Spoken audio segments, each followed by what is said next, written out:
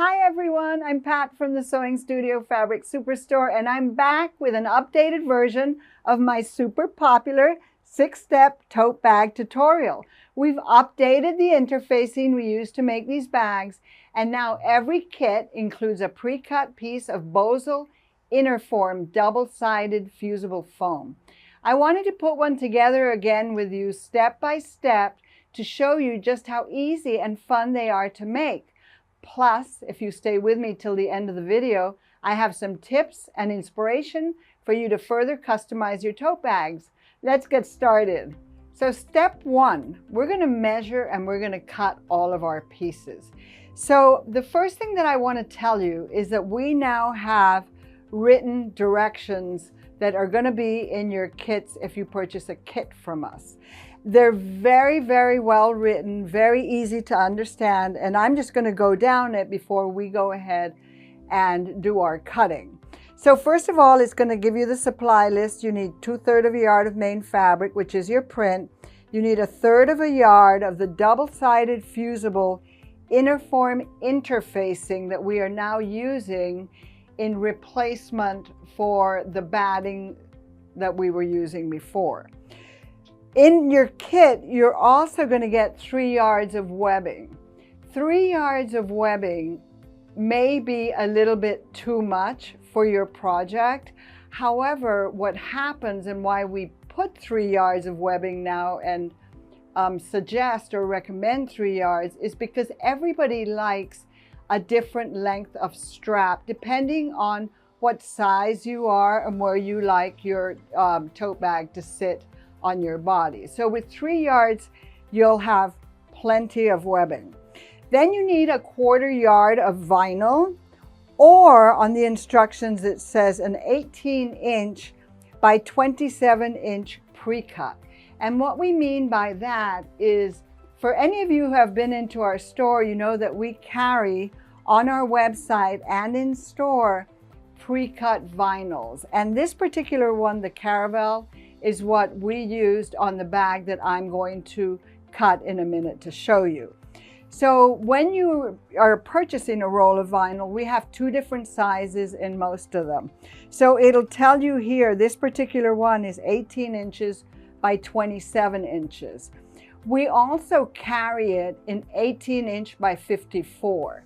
So both sizes are very popular depending how much vinyl you want. So make sure that when you go on our website that you check the size of the vinyl. So that's what that means on your instruction. Okay, the next comes 1/4 inch or 1/2 inch double-sided basting tape. So this is double-sided basting tape. And for those who've never used it, you're really missing out because this stuff is wonderful. A lot of people tend to shy away from difficult projects or sewing with vinyl because you think, first of all, you can't get a pin through the vinyl. This is the solution to that. And basically it is what it says.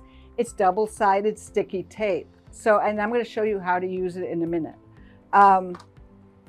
So that's it for the supply list. And I have a kit here that's pre-cut while we're talking about the kits. So this is a kit for the one that I am going to make. So here's what you would get. Here's the Caravelle vinyl. This is a really, really nice medium weight, really looks like a leather. Then you're going to get your fabric. In this case, we're using a rifle paper. And then this is your Innerform foam interfacing. Now, this is what we are using now instead of the other one, the replacement. And I wanted to point out to you that now when you purchase a kit from us, this does come by the yard. We carry it in the store. When you purchase a kit from us now, these are actually pre-cut to size. So you're not going to need to cut or trim. There's going to be 2 of these in your kit and they're ready to go.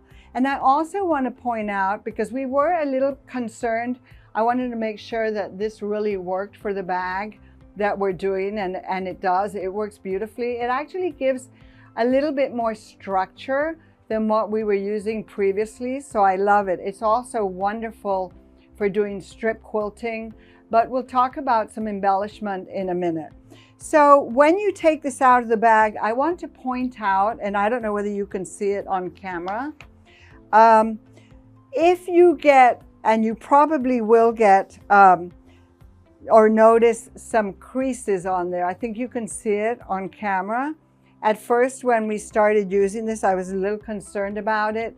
All my concerns went out the window because as soon as I started fusing it, as soon as I inserted it in my cotton and I pressed it, it presses and fuses beautifully. So do not be concerned about that, whether you get it in a kit or whether you purchase it by the yard. It is not a problem at all. Okay, so now let's go ahead and we're going to measure and cut all of our pieces. So I'm just going to put this over to one side. First of all, remember I said these are all pre-cut, so we don't have to do anything with this. And the width of the tote bag is, let me go over some of the measurements here.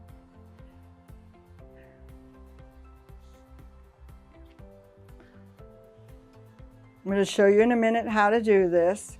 So this is kind of a self-lined tote bag. This is one of the things that makes this tote bag so popular, is that it self-lines, and this is how it happens. So when you take your fabric out of your kit, or you purchase the 2/3 of a yard, this is the 24 inches here. This is what you're actually going to cut the size, 24 inches by 18 inches wide. This is the width of your bag. And then if you fold this in half, you end up with a piece or a side that's 12 inches by 18 inches. So you'll have two of these. One of them will be one side of the bag and the other will be the other. So it'll be self-lined. Now, I'm going to show you how to fold this and cut this in a minute, but I just want to show you this. So this is my inner form double-sided fusible, and it's 18 inches wide, which is the width of my tote bag. But in this case, what we've done is we measured and cut the height. Instead of 12 inches, like we have here, we cut it 11.5. And the reason why I like to do this is as you make the bag, this is quite bulky. So if you make this a little bit shorter, I'll show you here on camera. Let me just move this up so you can see it on camera. By making this a little bit shorter than the actual 12 inches, you're going to have less bulk in your seam. And as you make the bag, you'll understand why it makes it just a little bit easier to do that. Okay, so let me just put this to one side. And I'm going to go back to my kit. So when you open this up, I'm opening this up. This is what you're getting. And I'm going to hold this up in 1 minute. So this is 2/3 of a yard. 2/3 of a yard. That's the width of my fabric. This is the selvage, right? So the easiest way to cut this is I am going to take and fold it in the other direction. So 2/3 of a yard.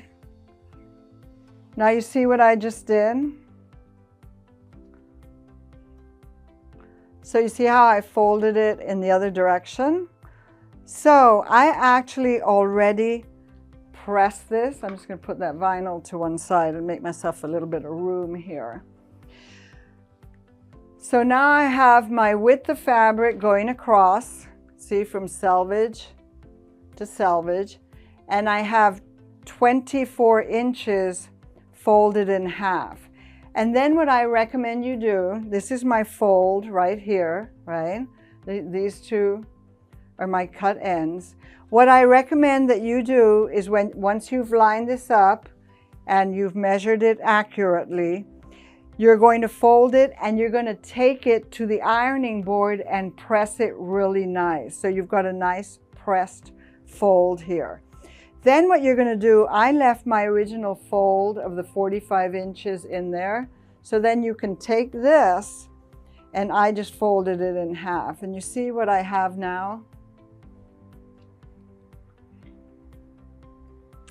Okay, so again, super easy. I'm just going to fold it like this.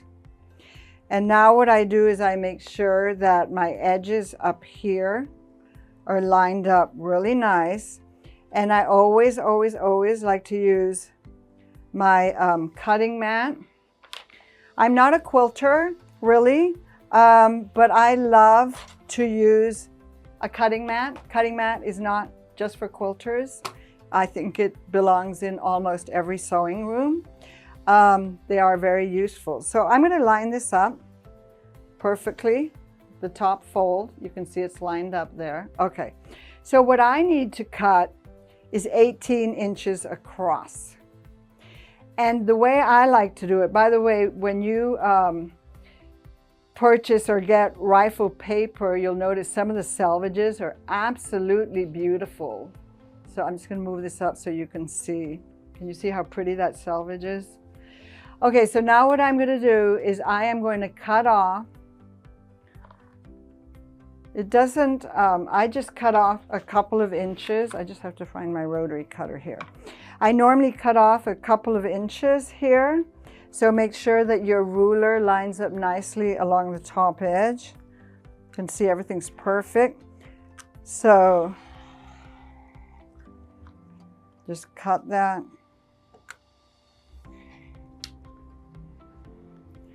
If you're a selvage keeper, like some people are, you stitch them back. Okay, there we go. So that's one side. Now I'm going to measure 18 inches across.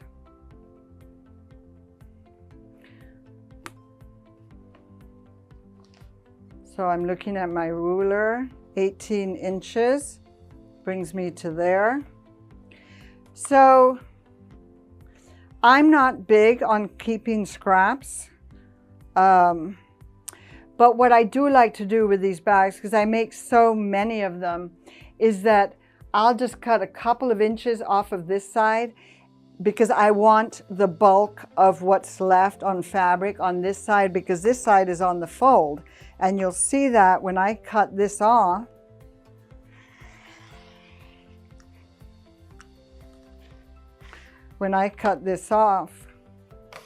now I have a really nice strip that I can use for something else. Maybe on my serger or for making another little pouch. So, okay, so back to here. So now I have 18-inch by 12-inch. I've got a fold on top. I'm going to go ahead and just remove one of them.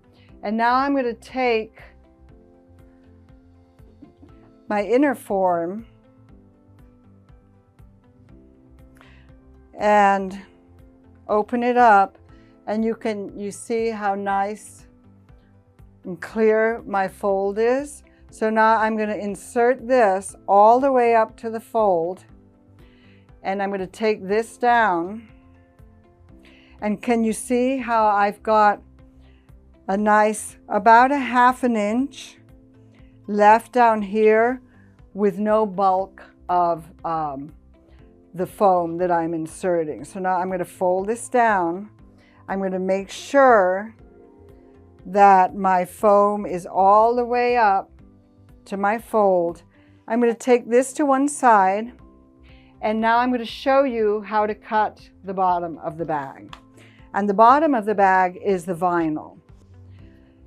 For the bottom of the bag, the measurements need to be 18 inches, because that's the width of your bag, by 5.5 in height. So I generally, when I cut the bottom of my bag, I do it one at a time. So I'm going to take my ruler, line up my vinyl. Do you find that in your sewing room, no matter how much room you have, you never have enough room? It happens to all of us. Okay, so I'm going to measure 18 inches. I love the Quilter Select rulers because it has inches It has measurements that read either this way or that way, and I love that. So 18 inches takes me to here, so I'm going to go ahead and cut.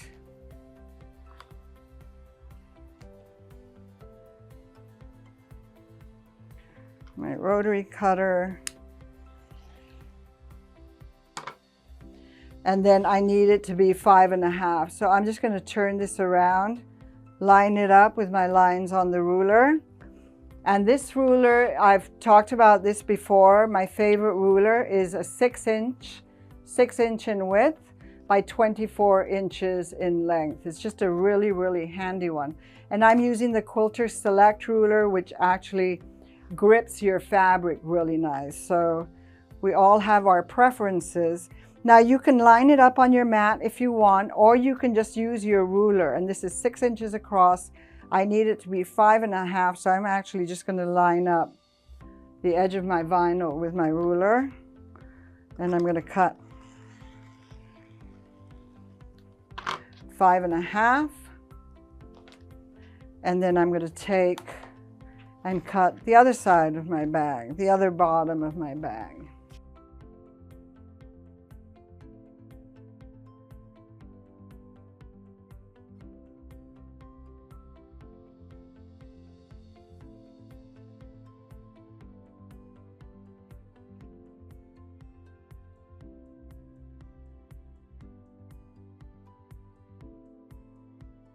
Before you actually put the bag together, the sides of the bag, you may need to square it off. It happens to all of us.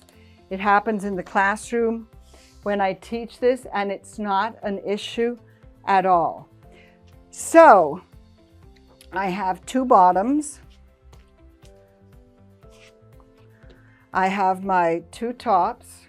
By the way, you're left with vinyl. Keep this, you keep all your scraps, because there's all kinds of ways that you can use your scraps of vinyl, either making little pouches or adding detail work to your bags. So don't think of it as, oh my gosh, I've got waste. Think of it as, I have some really cool vinyl to turn into another project. Okay, so back to this, I have two bag bottoms here, and I have my two tops. So it's kind of starting to come together. You see how that will be fused, and then that'll be stitched, and then the same here. So then the last step that you would need to do, and I would recommend that you don't do it just yet, is cut your webbing for your length for your bag. You might want to cut it a little bit later on so that you can check and make sure that you have the measurement right. And you may want to make short straps instead of long straps. So just leave that to one side until the end when you're going to attach them. So step 2, we're going to construct the top of our bag. I already went over how it's important that you fold and press there. So when you insert this, it goes all the way up to the fold. You're going to come down, you're going to sandwich this in. You're going to line up, match up your corners here. And I am using a pressing board here. And I have my iron hot. And I'm going to press and make sure again that my corners are lined up, because if you put your iron down and you start ironing, your fabric is going to shift, and possibly also your inner form. And so when I come down here and I go like this, I'm basically anchoring this corner to my fusible. And I like to use a mister. Some of you may have or have already used these misters. I love these. So I like to slightly mist it. On a hot day, they're also really nice. Okay, let me just go back here. And remember, this is double-sided fusible. This is a very popular product that we're using, so probably a lot of you have used it already, but basically I've got that corner anchored. And then I'm going to come over here, line up my corners nicely, and do the same thing. So now when I come back to press,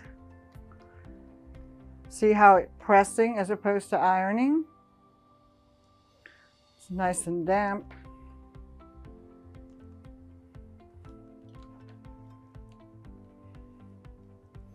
I'm still pressing. And even though I'm holding the iron on there and pressing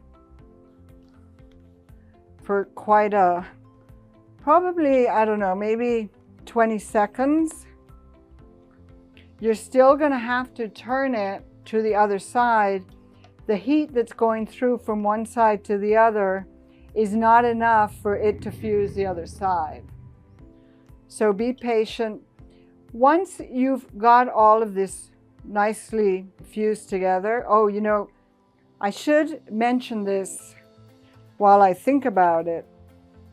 When you're going to construct your bag and you're at this step, you'll realize that if you're using a directional pattern, that when you fold it over, the pattern is going in the opposite direction on the other side, right? So definitely you would want to make that the inside of your bag. So pay attention as you construct your bag, because the next step after this, after we finish pressing, is if you want to embellish it or quilt it, you would do it once this is all, the two tops are all fused together. So if you want to monogram it or do some free motion quilting, you obviously would want to do it on the right side. Okay, so now I'm going to do the same thing.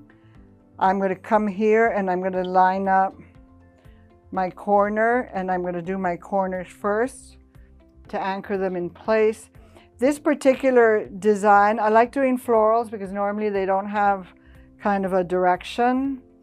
If you were very set on having the direction of your design go up on both sides of your bag, and when I say both sides, I mean the inside lining and the outside, then what you would need to do, and I've done it and that's fine, is you would need to, instead of fold it over on the top, you would need to stitch a seam across the top so that your fabric is going in the same direction on your lining as it is on the other side. Okay, I'm just going to mist it a little bit. Sometimes I think, do I need steam with this? Sometimes I think with some of the fusible products that we carry, and certainly there are a lot of them around, it's like, do I steam it? Do I use a bit of mist? And I find that with a little bit of steam or the mister, which actually sprays a really fine spray, it really helps, because you know, steam is what actually, when steam comes out of your iron, that's actually when it's the hottest or when it's really fusing. So I do, okay, once I've got it pressed, can you see now I'm ironing, and all my sides are lined up beautifully, and my corners, nothing has shifted over or angled. However, I did say at the beginning that you might have to square off your bag at the end. It's not a big deal at all. Okay, I'm just going to do the other side. See how nice that came out, how much body that has? Okay, so, and for those of you who are curious, I'm using June Taylor's Quilter's Cut and Press. It's actually a board that you can press on one side. They're very handy to have. They come in different sizes, and then you can flip it and it's a cutting board on the other side. So as I'm doing this, I'm making sure I'm kind of pushing my inner form gently in there. So it's all the way up to the edge because I want a nice firm edge. Then I'm going to line up my corners and repeat what I just did before. Make sure everything is fused.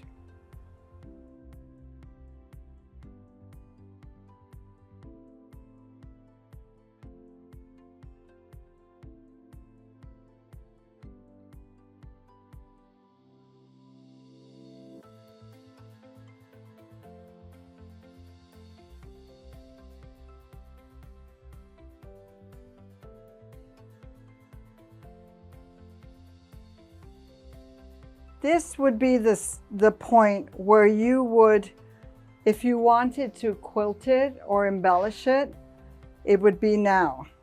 So I have the fold up here. See, outside of the bag, inside lining. Okay, so what can I do with it? I like to do something to it. I like to quilt it. I like to couch it. I like to embellish it. This foam is, when you quilt it, if you were to straight line quilt it, it really gives you a really nice look, a really cushiony look. So it's very effective. However, what you do need to think about if you're going to do that is think ahead a little bit and think, I'm going to end up putting straps on top of here. So if you want to do, I'm just going to look for my sample here. If you want to, say, quilt it or couch it with straight lines, you want to think about the placement of this according to how you're going to couch it or quilt it. And I have a couple of samples here that have been very popular. This is one of my finished bags. So you can see on this one, maybe you can see it even better. So I couched yarn down just with a zigzag. And this particular design has the short straps. My first bags that I made and the first tutorial that we did, I used shorter webbing. You can see I finished it off with vinyl. But so you may have to do a little bit of math, but I will tell you that the width of my bag, I'm going to help you out a little bit here with your math. The width of my bag is 18 inches wide, right? So the center of my bag is 9 inches in. So what I do is that I start marking my lines. I mark my center, and then I work out this way and I work out this way. So I use a friction pen. I like to use a fine black friction pen for marking because it goes away when I press it. But actually when I'm couching, I'm covering it with yarn anyhow. So here, the inside section of the bag, and I'm going to get to that in 1 minute, is 6 inches. So what I did was I marked the center here, did 3 inches out, 3 inches out, and I didn't have to couch down here because I knew the edge of my straps. Can you see that? I knew the edge of my straps would be falling in those lines. So just give that a little bit of thought. It is very effective to do a grid. You could do it 1 inch, 2 inch, 3 inch, depends, you know, how much fun you want to have embellishing the top of your bag. So that's one idea. The other thing that you can do, well, there's lots of things that you can do. If you have an embroidery machine, you could monogram. I have a sample here, just a basic monogram. If you want to make a nice personalized gift, we've got Christmas to think about, but these can be seasonal bags. You know, you can make them with an Easter theme. You can do them for Thanksgiving, for Valentine's Day. People really love getting a nice, useful tote bag like this. So you could monogram it if you have an embroidery machine. And again, the time to do it would be right now. You could throw it in your embroidery hoop. This one that I have here in front of me also has an embroidery design. This actually is a K-facet fabric, and you can see that I just embroidered just a simple line design. It doesn't have to be very much, but it is nice to quilt it down. This one too is embroidered. These are all samples that I have half made just to give you ideas of what you can do. Okay, so I have my two, say I've got them embellished. So it would mean that I have the two tops of my bags, both sides finished, and I would be ready for the next step. And I'm actually following the instructions here that you're going to get in your kit. And so we're going to move on to the next step now. So step 3 is to place and stitch down your straps. So in front of me I have a ready-made sample, and I wanted to point out first of all that the spacing between my two straps, I like to do 6 inches across. So in order to do that very quickly and easily, what I do is I use my trusty 6-inch by 24-inch ruler. If you don't have one of these rulers, that's fine. You can do it just by measuring. And what you would do is I have one of my bag sides with a fold on top, because the fold is the top of your bag.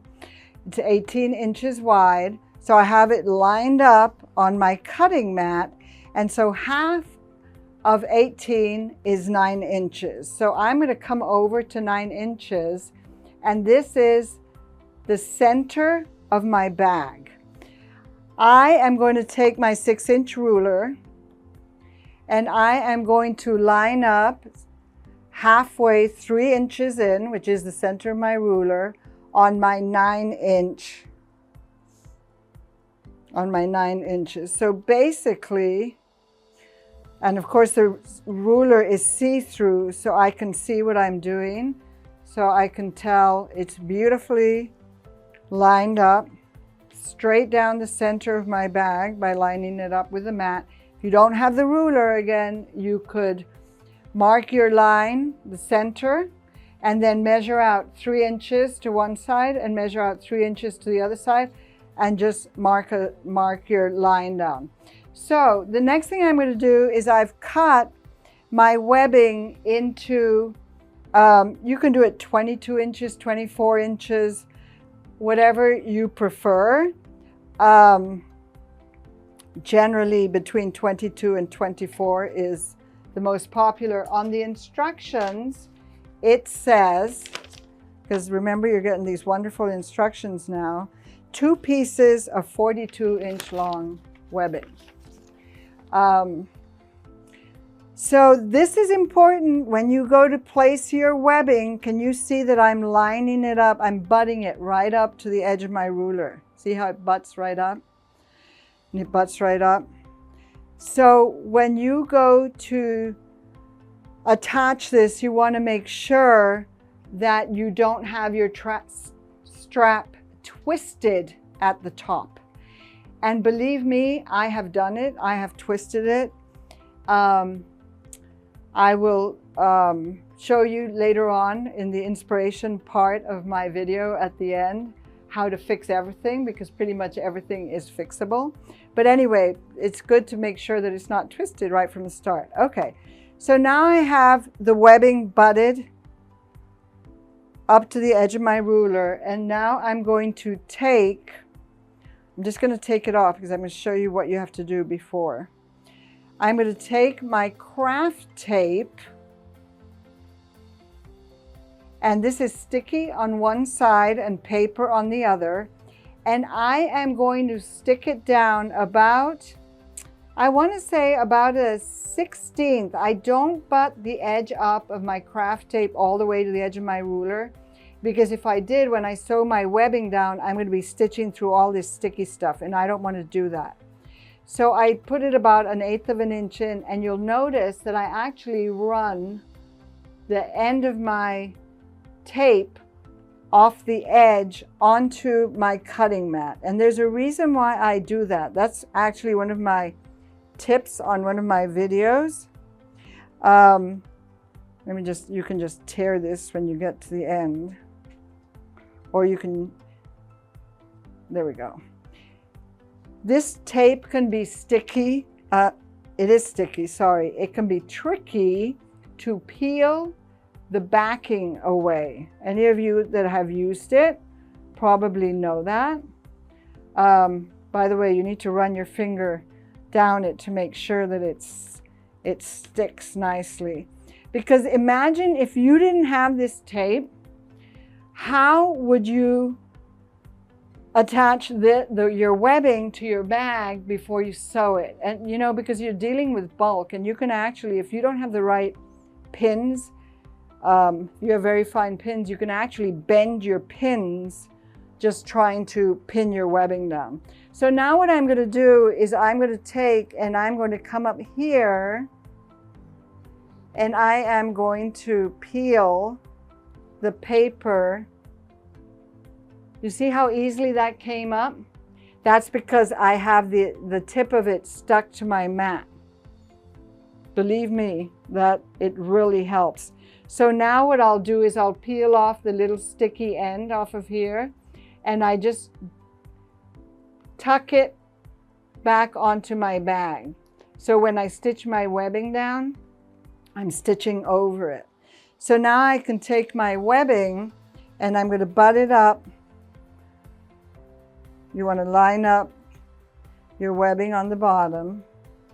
And now you can just butt it up. Make sure you don't push your ruler. If you don't have a ruler, you're going to butt it up to the edge, to your marked line. And now, so that's nice and stuck. And then I'm going to do the same thing on this side.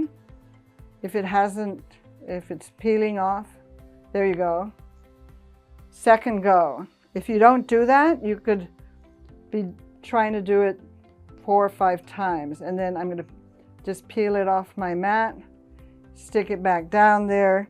Do the same at the other end. Just peel it off, stick it down. Make sure your strap's not twisted. Line it up, the edge of your ruler. See how easy it is? Now, if you wanted to make short straps, you could do that. I have a couple of samples I'm sure you've seen where I end the straps around here if you wanted to, and you could do the same thing as I'm doing here, but you could bring your straps, make it shorter. So it's up to you. That's what's so nice about sewing, right? You can customize it to however you want it, and to, if you're making it as a gift, to however the person would like it. Okay, so now I'm going to do the other side. Now remember, we talked about this before. Very carefully, I'm just going to set this over to one side. Make sure that you're doing this on the right side. I don't want you to all of a sudden say, oh my God, I stitched my webbing down on the wrong side. So again, I'm lining up the edge of my fabric. I'm finding the center of my front. Line up your line so I know I'm dead straight.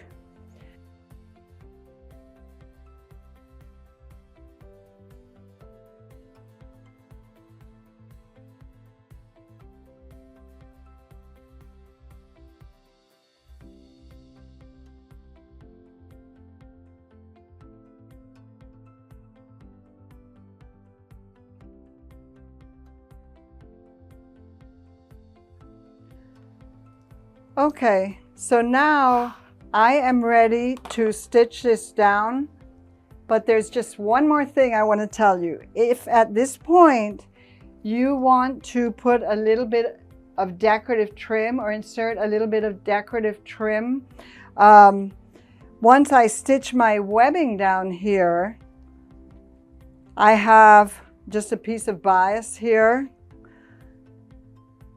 You can think about, before you stitch the top to the bottom, about inserting a decorative trim again, after you stitch your webbing down and before you sew your bottom. So it makes a nice little kind of a decorative detail for your bag. And you also may have some scraps left over from another project that now you can use up on this project. Okay, now I'm in front of my machine and I'm going to stitch my webbing to my bag. So I like to, when I stitch webbing, I like to use my stitch length at 3. The webbing that I'm actually stitching right now is the cotton webbing, so it's a little bit heavier than the nylon or the polypropylene. The other thing that I like to do is that I like my foot to lay flat on top of my webbing and not half on my webbing and half on my fabric. So I have my J foot on here. I have the edge of my J foot along the edge of my webbing. And what I'm going to do is I'm going to come over to my machine and I'm going to use my left-right shift setting. And I am going to move my needle all the way over to the right. So in other words, I'm positioning my needle where I want it to be. And I want to go over, all the way over to 3.5. And I don't know whether you could see it on the camera. So now my foot is sitting flat and my needle is moved over and my stitch length is at 3. So now I'm going to go ahead and stitch to reinforce. Now if you're a really good straight sewer, which I know that not everybody is, you may want, the speed control is set very slow on this machine. I'm just going to speed it up a little bit. What I was saying was that if you're a very straight, accurate sewer, you could use a contrasting thread, or you could use a blanket stitch. Some of you I know have wonderful machines with all these decorative stitches that you probably never use. Well, this could be your chance. I always like to embellish as much as I can, but for this video, I'm just kind of sticking to the basics. Okay, so when I get close, maybe about 1/4 of an inch to the top, I am going to pivot. I'm going to take one more stitch. I can actually do it. Let's see here. I'm just going to tap. Okay, just get a little bit closer. I'm going to pivot. I'm going to turn, stitch along the top. So I'm stitching, I don't know, maybe 1/4 inch or 3/8 of an inch away from the top fold. And you can see how handy that lift and pivot is. And now I'm going to come back down the other side. I think I'm going to speed it up just a little bit more. There we go. So I'm going to do this to all 4 pieces of webbing.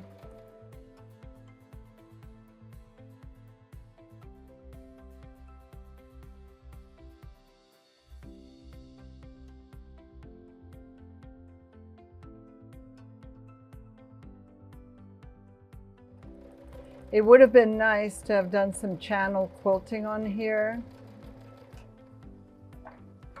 But as I say, just for the video, I kind of left it basic.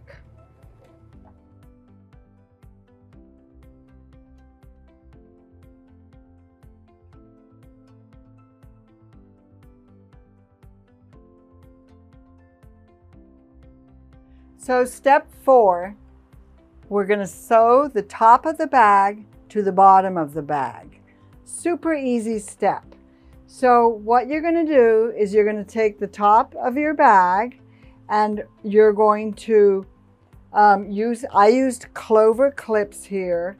You're going to place the right sides together along the bottom, line up the raw edge of your bag with the raw edge of the vinyl, and use clover clips or whatever clips you have.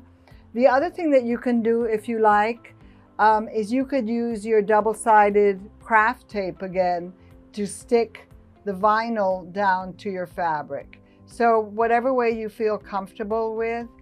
Now at this point you might see that maybe your vinyl is maybe a little bit bigger or shorter, you could trim it down. Remember in the beginning of the video, I talked to you about that we may at the end of this have to just trim the bag a little bit. It's not a big deal. Then the other thing is before you stitch the bottom of the bag to the top of the bag, if you decide that you want to insert a bit of bias trim or something in there, now would be the time to do it. You would stitch it all together at the same time. And that is quite effective. Okay, so I've got my J-foot on. Normally, you see at this point, the seam is less bulky because our foam, our inner form, is a 1/2 inch shorter, so we don't have to deal with all that bulk. So what I've done here is I'm using my J-foot. I have a straight stitch. I have my stitch length at 3 millimeters, and I used my left-right shift and moved my needle all the way to the left. So effectively, when my needle comes down and I stitch my seam, I'm going to be about a 1/2 inch from the raw edge. What you can also do if you like, I'm going to go ahead and start sewing here.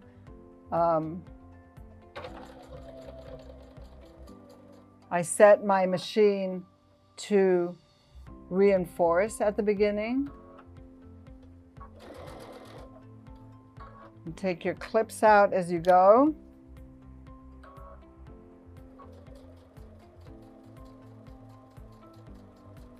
So clips are very handy again with this vinyl. This vinyl is actually really nice to work with. I find that our customers that have been brave enough, if you want to put it like that, to attempt these vinyls, sewing these vinyls, and we have had many, many customers. That's why we've expanded our vinyl selection so much. Really find that it's not hard to sew them. Once in a while, you know, you'll get maybe the crocodile vinyls that are very shiny. Those, I tell you, you have to tame them. You may have to use a Teflon foot. Now you see how it's buckling just a little bit here as I'm sewing. So my vinyl is just stretching a tad as I'm sewing. So I'm just going to release it here. I'm going to line up my corner. Because obviously I don't want to pucker right there, but what I can do at the end is just with my rotary cutter trim off. So about a 1/2 inch seam. Okay, so you see how easy that was?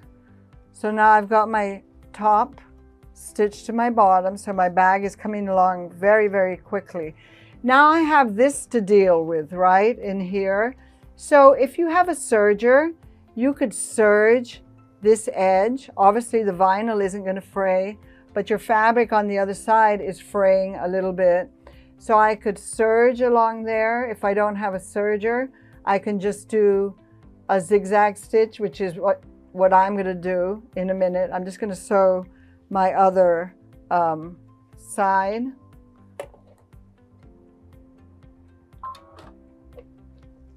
I like to be able to slow my speed down a little bit.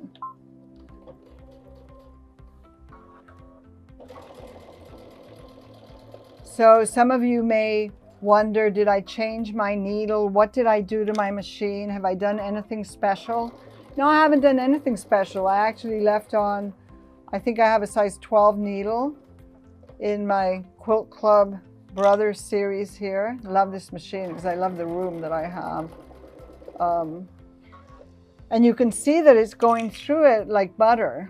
So sometimes, even when you're working with heavier fabrics, sometimes it's easier to use a slightly finer needle. You may think automatically, oh, I've got to use a size 14 or something, but a heavier needle might have a harder time going through the bulkier fabric. So I generally don't change my needle unless I have to. And again, on some of them, you may need to use a Teflon foot, which is always handy to have. Okay, now I've got my other side stitched. So I'm going to go ahead and quickly just select a zigzag. I'm going to adjust my width because I'm working with bulk, so I don't want a really, I'm going to adjust my width to 7. And I'm going to adjust my length, you can see it coming up here on the screen, to about 5. So I don't want a really small little zigzag. Okay, let me go ahead and just stitch this together. It's reinforcing, okay. So these make really nice, quick and easy gifts.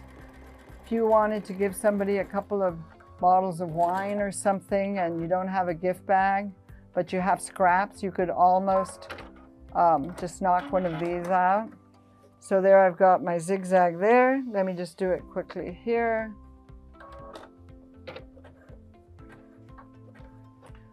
Starts out slowly because I'm automatically reversing to reinforce.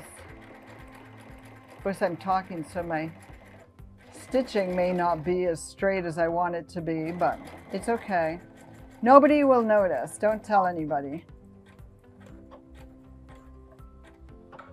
Okay, now I'm going to cut my thread. Okay, so I've got my tops stitched to my bottom, and now what do I encounter? I want to do some top stitching, and you'll find you can go either way. You could stitch on the vinyl if you wanted to, which is what I did here. And I actually felt very confident because this is such a nice vinyl and I didn't have any trouble. I didn't have to use a Teflon foot or anything. I thought, you know what, I'm going to use one of my nice blanket stitches in the blue, and it came out very pretty, I think. If you don't feel confident, maybe it's your first bag or you don't know how to, you're not a good straight stitch sewer.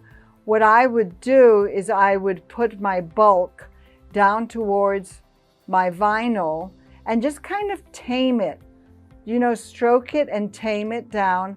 And then you can either top stitch on the red, and I would use some red thread if you're not a great,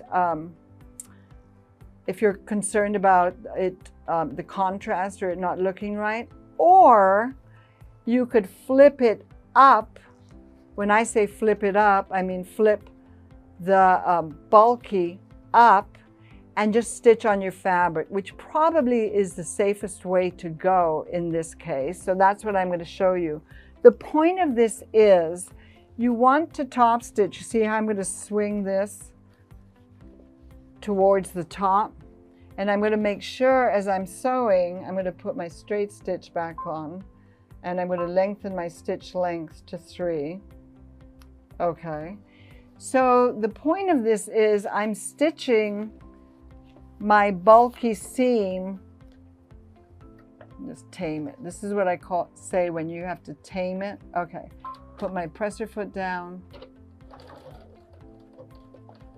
And I'm making sure that as I sew, and I'm sewing about 1/4 of an inch from the edge, I'm making sure that I flip.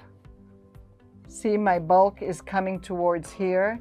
I'm using the edge of my foot kind of as a guideline.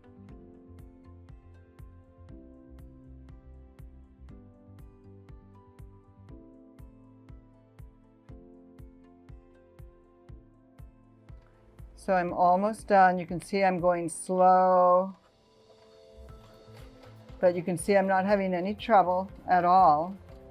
And then when I get to the end, I'm just going to reinforce a bit.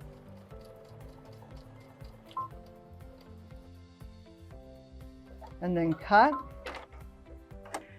So my top stitching is done on one side. And now I am quickly going to do the other side.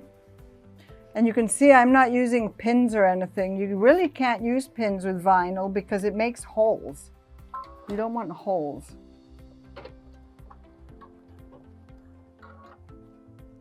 Just get it started. I'm putting my hand underneath and feeling that it's going up. Okay. And here we go. Okay.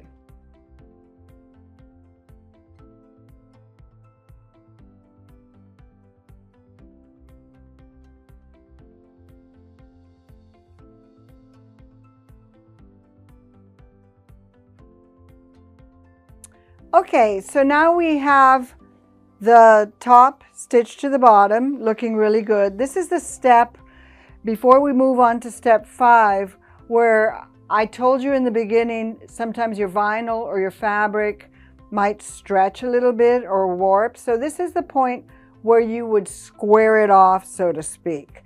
And I can just use this ruler. I can see that I've got a little bit of like a sway along the bottom here. So I'm just going to, can you see, I'm going to run that edge of my ruler along there, and sure enough, there it is. So I'm going to slice that little bit off.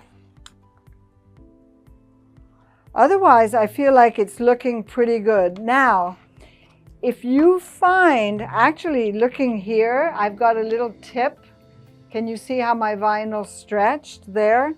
So what I'm going to do is I'm going to just straighten off this edge just a little bit. I'm going to cut that off. And the reason why I do this, I'm just going to turn this around so that I can work from this side. After I'm done squaring it off, I'm going to mark and cut the boxed corners. Before, I always used to cut my boxed corners out when I cut out my whole bag. Are you seeing what I'm seeing here? Look at what I've got there. So I am going to square it off. But now what I do, so that my bag comes out even more perfect, because the more I make, obviously, and the more you make, probably, the better you get at it, you realize that it's better to square it off first and then cut out your corners. So I think that's pretty good. So I'm going to turn it over now, and I am going to mark my 1.5 inch. And I'm just going to do it with a ballpoint. If you have a friction pen, you can do that. But can you see, this is 1 inch, this is 1/2 inch. So I'm going to mark 1.5. And I actually need a pair of scissors. I'm going to do the same to this corner. Now the bigger, for those of you who have made box corners before, you know, the bigger the box, so to speak, the larger the boxing is on the bottom, the base of the bag. So now I would cut, I need a pair of scissors. You just need a short, sharp pair of little scissors. Here we go. So now I'm going to cut it. See, if I had done this before I had recut or checked my bag, my cutout boxing corners would be a little bit off. But now I know that I'm perfect. Okay, so some of you that have seen some of the bags that I've made know that these two little squares of vinyl, I keep them because you can use them as accent pieces. Look at how nice that looks. You could get creative, play with them maybe on this bag or the next bag. And if you want to attach this to this bag, if you're getting creative and want to do something, you know, kind of fun, all you need to do is use E6000, because it can be a little bit tricky sewing along the edges and trying to keep them straight. So E6000 works really well for this. But yeah, play and get creative with your cuts. Okay, let's move on. Let me do the other one. I love doing this to the corners of my bags because, and especially when you have a vinyl that has structure to it on the bottom of your bag, because it helps to stand them up if you want to sit it somewhere, or it just gives it more body, more structure on the bottom. So we're on to step 5 now. We're going to sew the sides, the bottom, and box the corners. But first of all, I want to give you a little tip. So remember the double-sided tape that we use, the sticky tape? It's a good idea to take some, because remember, it's hard to use pins. So I like to put a little strip, not very much, but I like to put a little strip up along the top, and watch this. I'm going to go ahead and put it, stick it to the mat, go like that. And you'll understand what I'm doing in a second. See how it peeled away right away? And now I'm going to take that. Okay, so I'm going to do that up here to this corner too, and you'll understand why in a second. Because when I go to stitch my sides together, I like the top to match up. I don't want one side to be longer than the other, right? So let me do this quickly here. Believe me, this is gonna save me from unpicking if my stitching doesn't line up. Okay, the other place where I'm going to put it is right here, because when I put this right sides together and stitch my sides together, I want my seams here to line up so it looks nice. If it doesn't line up perfect, don't point it out. Nobody's going to notice. Okay, so there we go. One more.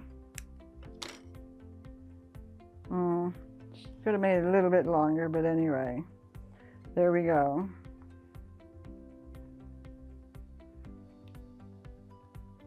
I'm going to peel it from the vinyl side. Okay. And now I'm going to take this and I'm going to put it right sides together, and I'm going to carefully, let's see here. Watch what I'm doing. I'm going to line up my corners up here and stick it down. So a lot of you, like I have, when I first started making these, I just pinned it. Well, I turned that corner with I would just pin it, and then sometimes if you don't, I also like using a walking foot, by the way. So look at what I'm doing here. You see this? I'm lining up my seam and then I'm sticking it. If you want to use a little bit more tape, you can do that. So line this up and then stick. And as I say, if you want to use a bit more down here or here, you can do that. Okay. Make sure the top is lined up nice and straight. I was going to say that if you wanted to embellish the front of your bag any more than what you had already done, you would do it before. Obviously, we're going to stitch the sides together. So you still had one last chance to do that. Okay, so now I'm going to take this over to my sewing machine. I'm going to put my stitch length to 3, which is a nice length for this because it's kind of bulky. And I'm going to stitch my sides together, and I'm going to stitch across the bottom here. Line this up. So I'm going to stitch from here up this side, and I'm going to don't come around here stitching this. You do not want to do that. You want to stitch straight across here, straight down, and straight down. And usually I do about a 1/2 inch seam. If you do a little bit less or a little bit more, as long as you keep it even on either side, you'll be good. Okay, so let's go to the sewing machine now. Okay, so I adjusted my stitch length back. I'm going to reinforce the top. Now there's a couple of different ways that you can do this. When I finish sewing both my sides together, I want to finish my raw edge here. So if you have a serger, if you want, what you can do is you could have serged the sides individually of the bag before you stitch them together. I did not do that. I'm just getting to the corner here, so I'm just going to reinforce and cut. You see what I'm talking about?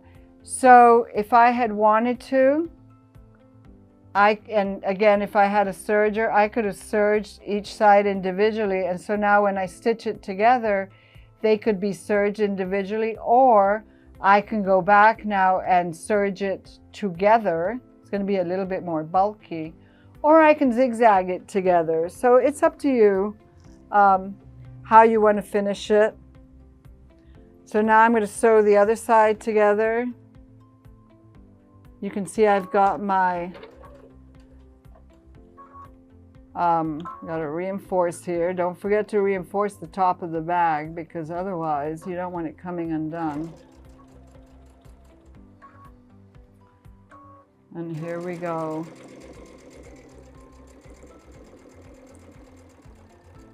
I'm sitting a little bit off to the side here, so it looks pretty good.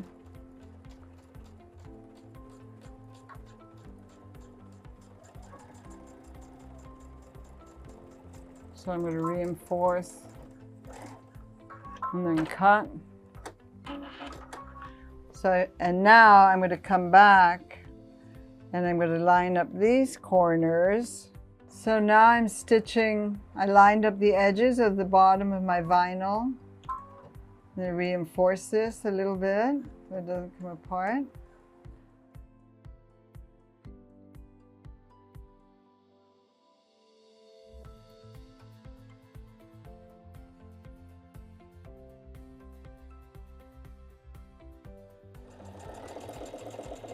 Let me just finish this and I'm going to show you something. I'm going to reinforce a little bit. I'm going to cut. So if this happens to you, can you see that I've got, it's just a little notch over? Take your scissors and I just cut it. Because now the next step, see my vinyl's stretched a little bit. So now my next step is I'm going to box my corners.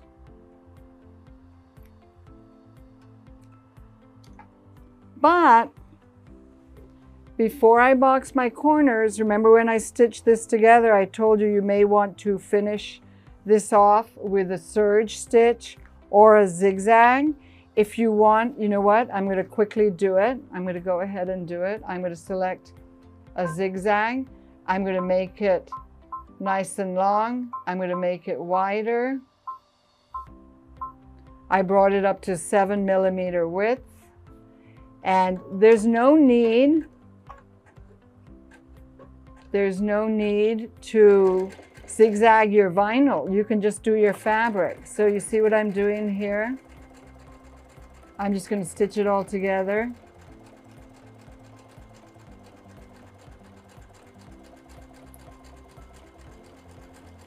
Reinforce it. It's real quick to do. Do the same to the other side. And again, I'm not going on my vinyl. I'm almost done. Speed it up a little bit. I love a nice speed control. So this is where I say you have to tame the vinyl a little bit. So basically what you want to do is to open it right up. See what I'm doing here? I'm opening it right up, and I want to line up my side seam with my bottom seam. And you see how I'm lining them up here? And then what I do is I swing the bulk of the bottom seam one way in one direction, and then the bulk of the side seam in the other direction. So you don't have a really bulky seam. See how I'm swinging one in one direction and one in the other? Okay, so now I'm going to take it and I'm going to put it under my sewing machine. I'm just going to give it a little tug. Okay. Put your presser foot down Okay. And I'm doing about a 1/2 inch. If you feel that the box corner isn't sturdy enough, or you feel like the tote is going to get a lot of use, a lot of people, what they do is they'll go back, and you can certainly do this, and stitch another line of stitching to reinforce along the inside of that boxed edge. I'm going to swing this one in that direction. It's not as hard as it looks. Okay, so that's going to go in that direction, and this one's going to go in this direction. And then I'm going to put it under my sewing machine. Flatten it a little bit. Make sure your seams are lined up, and go ahead and stitch. You may want to just open it up a little bit. There we go. So that's what boxing a corner is.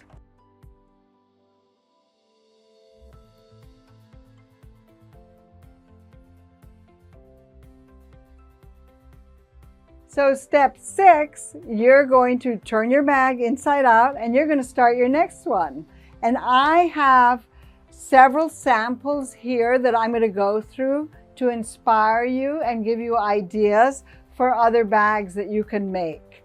So let's get started here. I have quite a few to show you.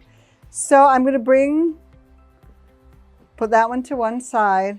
So this one here is very, I just love this bag. This is Ruby Star fabric. It's very unusual coloring. And so on this one, I used the glitter vinyl on the bottom. The glitter vinyl is very popular in our vinyl section, especially for embroidery. But you can see it's just soft and flexible. And you can contrast your webbing to your bottom, or you can try to match it. Okay, so let's move on. This one here is an unfinished one. This is one of the ones that I use as my sample, but I wanted to show you how interesting the Western, this is our Western floral vinyl. It's very beautiful. So we tied it in with the flowers, and then this is the polypropylene webbing. And we have had kits from this one in the past. Some of them are while supplies last, and other ones we can reorder. This is a good example of inserting a contrasting fabric, which is part of the collection. It sets it off really nice. So think about that. You could maybe use your scraps. This one is really cool. What I did here is I did short straps. I made short straps. Can you see? Not too short, but just a nice length for a tote bag. And then this is our Western themed vinyl again, the same as the gold. But when I looked at this fabric, and this is pre-printed quilted fabric, which I quilted, did some quilting stitches on, but the actual print was pre-printed like that. When I went to finish off, or think, how am I going to finish off my webbing, because I like to attach my webbing in such a way that I don't have any raw webbing on the inside. I stitch it to the outside. So when I looked at this fabric, I saw a lot of long rectangular themes. So I cut out of my scraps that were left of my vinyl and stitched it down. I used a blanket stitch, and so you can see it's a very effective way of finishing off your raw edges and also tying it in with the print or the design of your bag. This one was very popular. I love that lilac. Okay, this is the one we just finished. And then over here, we have a variation on the size. I'm just going to open up my corners here. This one was this fabric is very effective. And when I looked at this fabric, when we first got it in, I thought, my very first thought was that would be a nice wine bottle bag for gifts.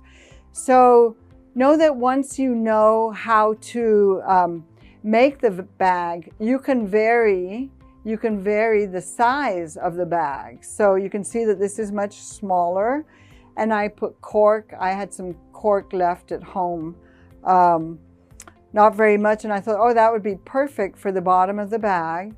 I quilted it in the hoop with my embroidery machine. I found a design online. Can you see it's actually wine bottles and grapes?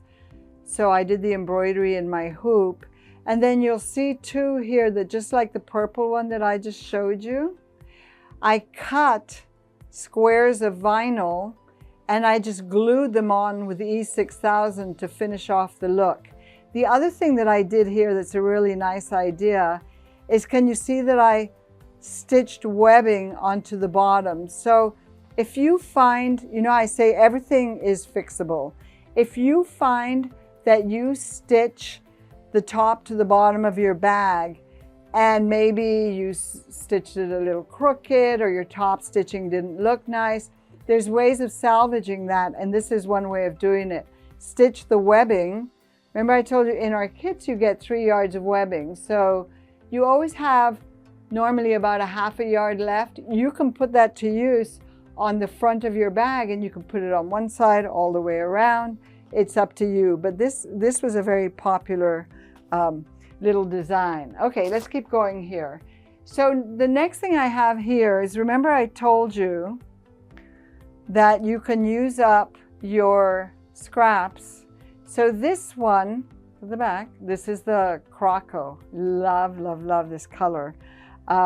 This is the one that coordinates with that. So I made this bag and I had enough left to make a little pouch to go with it.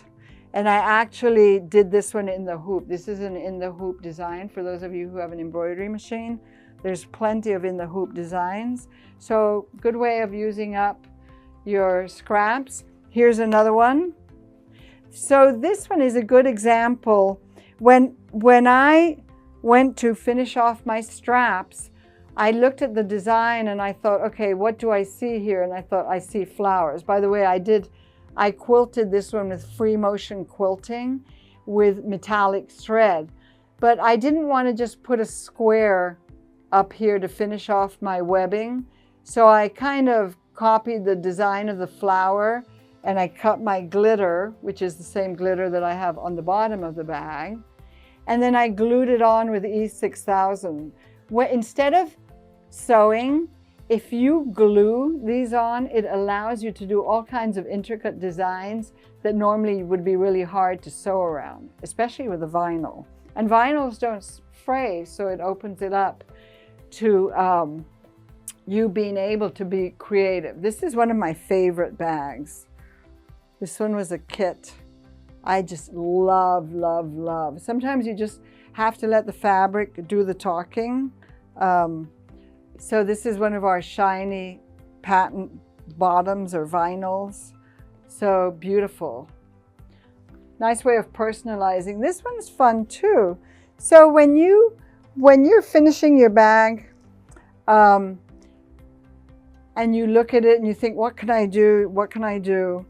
Look at the design. And when I looked at this, can you see how nicely this vinyl ties in with the print of the leopard here? So that was perfect. And then I thought, well, how am I going to finish off my straps? Because this is one of my first bags that I did where I was not making the long bag, the long straps that went into my seam allowance down below. So I cut vinyl into leaf shapes. And before I glued the vinyl onto my bag, I actually did some top stitching in a contrast color, kind of to give it a little bit more detail.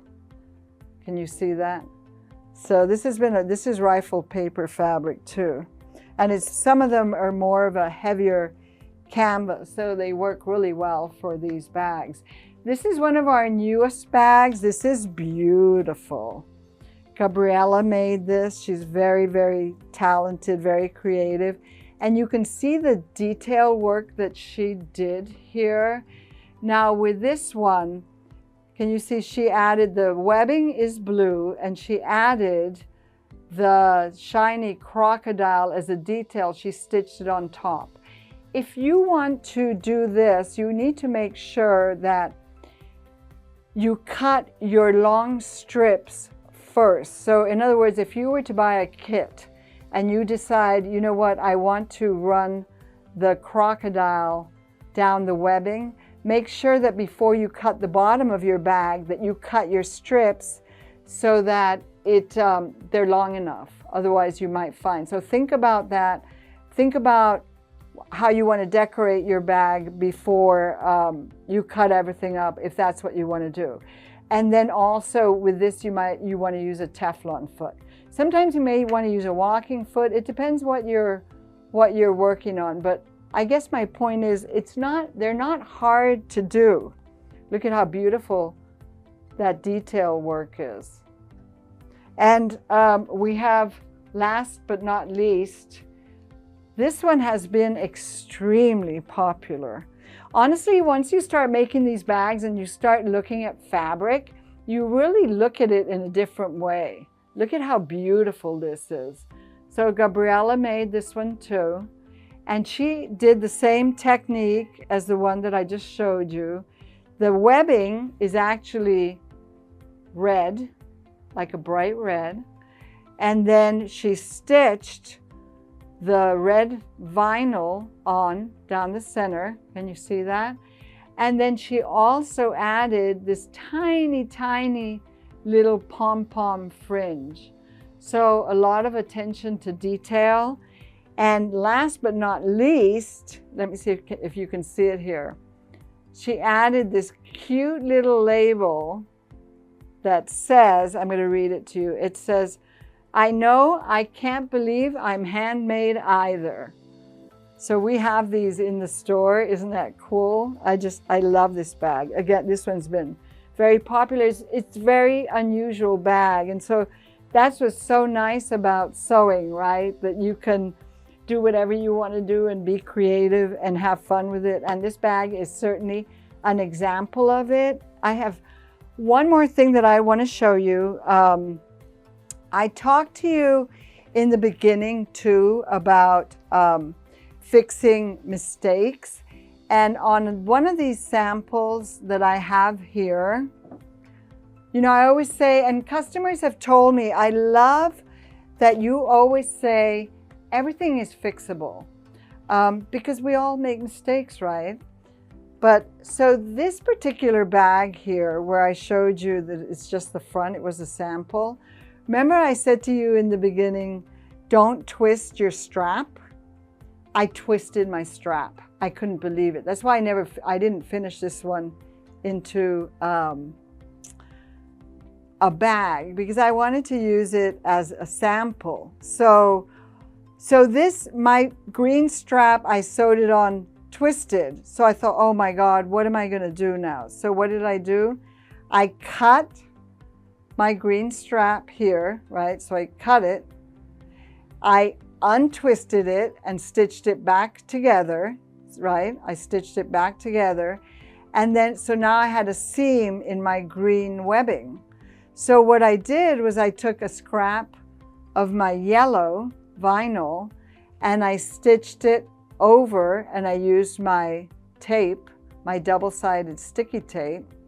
So I fused it, I stuck it with my double-sided sticky tape, and I just stitched it down, and it actually made a really nice detail for the top of the bag. So think about that when you're creating, and if you make a mistake, fix it and it'll be even more beautiful.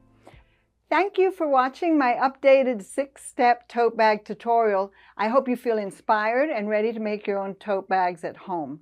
We have a bunch of different kits pre-made for you in store or on our website, so you can make your own 6-step tote bags at home. But remember, you can also follow the supply list instructions to make your own fabric combinations for your bags. All of our tote bag kits are linked in the description of this video. Happy sewing!